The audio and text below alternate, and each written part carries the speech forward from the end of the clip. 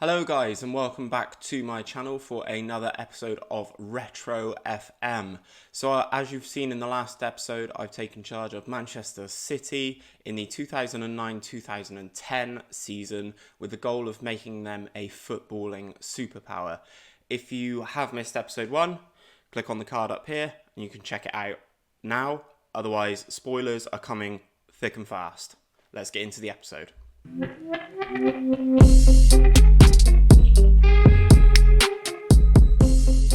Okay guys, so here I am back at Manchester City. Things are not going to plan. Currently I am 6th in the Premier League table with 49 points from 25 games with 14 wins, 7 draws and 4 losses. Scored 49 goals and we have conceded 25. In the actual season that I'm currently playing, Manchester City did finish 7th.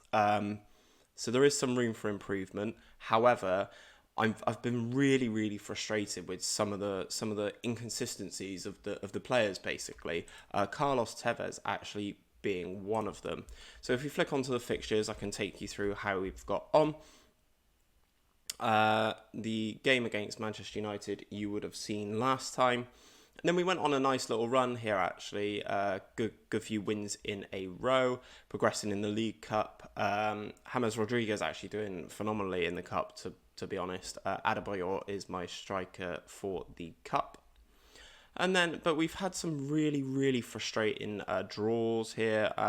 We did beat Chelsea, drew against Tottenham, but then draws with Bolton, lost again to Manchester United. Where are some of the other more frustrating ones? And we've had a couple of losses actually against a couple of teams that we would be expected to beat. So there's not a great deal of the season left, to be perfectly honest. We're still in the FA Cup. We went out of the League Cup with a horrendous loss to Preston North End, as you can see. Danny Welbeck scoring for on loan from Manchester United, scoring for Preston here. Let's look at the match stats for the game. Yeah, so Preston North End, 2 shots, 1 on target, 1 goal. It went in. We had 12 shots, but just couldn't hit the target. So the player ratings for that. Tevez started, took him off after half time because he was rubbish. So as I said, it's not really been going to plan. We've got a game in hand, which if we win, we will go above Spurs into 5th. I'm trying to finish at least 5th. Ideally, I'd like to qualify for the Champions League positions. The team that you don't expect to be there is Everton, who are absolutely flying this season under David Moyes. Good setup actually at Everton. Manchester United, I've lost them twice already. I have beaten Chelsea. Chelsea do win the league in real life in this season, but they're just a juggernaut. They just don't really concede a lot of goals. Yeah, 16 there. It's really difficult to gain any ground on these teams because they seem to just be battering everybody else, whereas we keep dropping points against silly teams. So since you would have last seen me, I have done the January transfer window. Only one addition in the January window. I sold Wayne Bridge to Sunderland for 15 million, and I also sold Roque Santa Cruz to Real Madrid for 5 million. So an extra 20 million recovered there. And I used the money from signing Wayne Bridge to bring in Gareth Bale. I'm really happy with this. I think it's a vast improvement on Wayne Bridge. Wayne Bridge, 29 years old, was on a massive wage as well.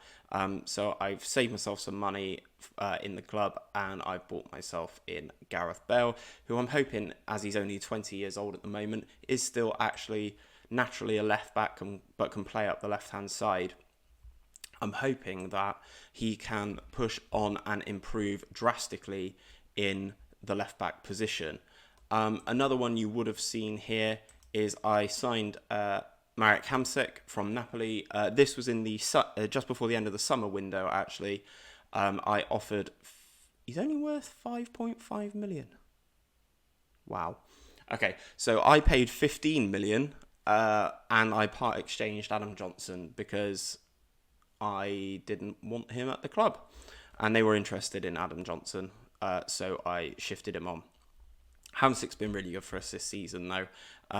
8 8 goals and 3 assists in all competitions. So doing pretty well. He has been injured, as you can see here, receiving specialist treatment for a broken collarbone, which is sub-ideal, so he's not actually played for a while. Seems like when he was in the team, we were doing better. Obviously, in my opinion, he's a much better option than Gareth Barry in the centre midfield spot. Definitely moving forwards anyway. So I'm looking to get a little bit more out of Hamsik once he returns from injury. However, my main issue is that Shay Given is injured and he's tore his hamstring and he's been out for ages, or what feels like ages, because we have had Stuart Taylor in goal. How many games has he played? He's played 4 games. 4 games, conceded 5 goals. Like, that's all you need to know. That's it. He's rubbish. He is awful. Where have you been in your career history? Yeah, all over the place. Arsenal, Bristol Rovers, Palace, Peterborough, Arsenal again. Did he ever play for Arsenal? No. Made a couple of appearances for Arsenal. But yeah, journeyman goalkeeper, but he's definitely a backup, and he's awful. He is just genuinely really, really poor. He's costing me all sorts of points, left, right, and centre. As I touched on, the team is okay.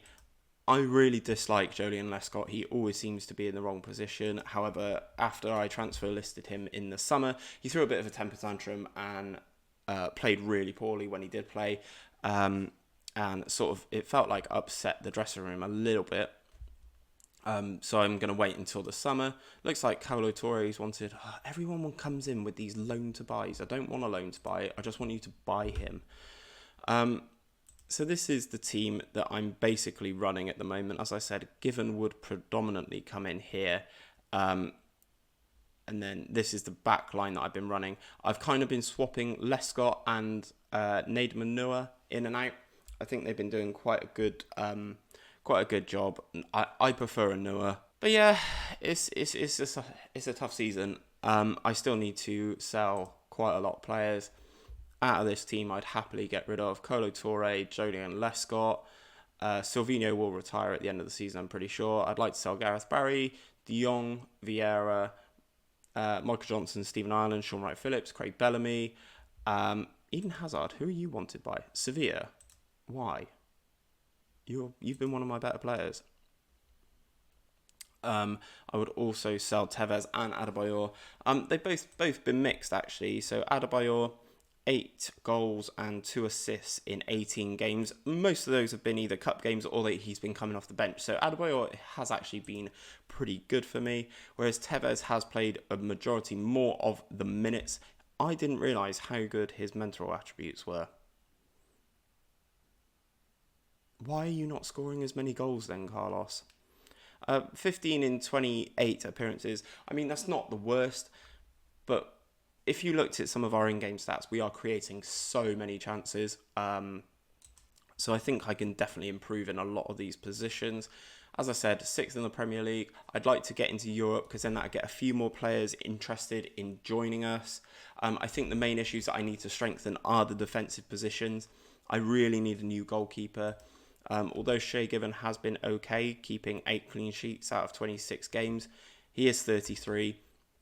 So if I could bring in a good goalkeeper in the summer, that would be great. I'd be looking at someone to hold down this right attacking midfield spot. It kind of swaps at the moment between Stephen Ireland and Sean Wright-Phillips. As I said, they're not really good options for me. I'm not a huge fan of either of them. They do pop up with the occasional goal, but in comparison to Hazard and Di Maria, they're poles apart, absolutely poles apart. So I'll show you quickly how some of the players that I have brought in have been doing. So here is Eden Hazard. As you can see, he's improved slightly in influence and strength. Good lad. I mean, he's only 19. He will get better. But he's got 8 goals and 6 assists in 25 games. It's a decent return. His average ratings in the league and cup competitions are pretty good. Cannot complain there. And moving out to the left attacking midfield spot is Angel Di Maria with just the 1 goal and 9 assists in his 24 games. As I said, everyone's been doing pretty well. 7s across the board for a majority of my attacking players, but they are quite young. So I'm hoping that they grow into it and really take a massive step up for next season. Marco Verratti is he's just turned 17, I think. So he has now signed a professional contract, but I have loaned him out to Bradford City. He's not actually done that great for Bradford. 14 appearances, 1 goal, 1 assist. So not great, but he is still very young. So I'm hoping he develops into a bit of a talent. James Rodriguez, as I said, has been pretty good on the whole. 7 appearances, 7 starts and 3 sub-appearances, totaling 10. He's got 5 goals and 2 assists so far. Granted, 2 goals and 2 of those assists have come in cup competitions, but he is developing really, really nicely in comparison to some of the others. Obviously, the thing that underpins him really is his technique that will allow him to get much, much better. Scored a couple of long range shots for us, this guy, with 17 long shots, and you can really see why. I touched on Hamsik, as I said, he's out with a broken collarbone for now. 8 goals and 3 assists in his 17 total appearances. He's been really good for us, really happy with his signing. And then, as I said, I signed Gareth Bale in the January window. Just a solid 4 appearances for him so far. Not the greatest rating, but in our last couple of games, we have been pretty poor. As you can see, our last 3 results in the Premier League: a 1-1 draw with West Ham, a 2-2 draw which was on TV against Aston Villa, and a 2-1 loss to Fulham. Fulham and Aston Villa are bigger teams in the Premier League at this point than they are in real life currently. That's no slight on Villa, but obviously Fulham are a Championship side currently. I've got a few interesting games coming up. Obviously, I've got Wigan in the league and in the FA Cup. Then I've got second place Everton. This stretch of 3 games here against Everton, Arsenal and Liverpool will basically decide my season, I think. You'd like to pick up points against Sunderland, Burnley, Stoke, Hull, Birmingham and Bolton. And then hopefully let's just see what we can do in the other games.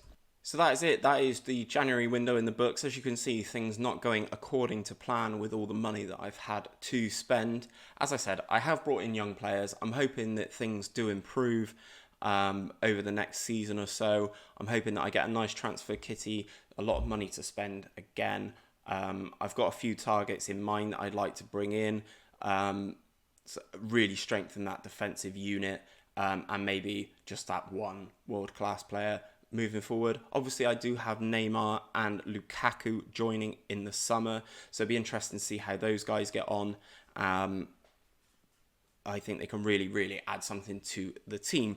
But for now, guys, that is where I will leave you. Next time you see me, I would have finished the season. I'll be able to do a season recap, and we can take a look at who we can sign for the summer window. If you have any recommendations of players who you think that would be good, please do leave a comment down below, and I will make sure that I take a look at all of them, and we can take a look at some of them together in the next episode. But until then, I'll see you soon.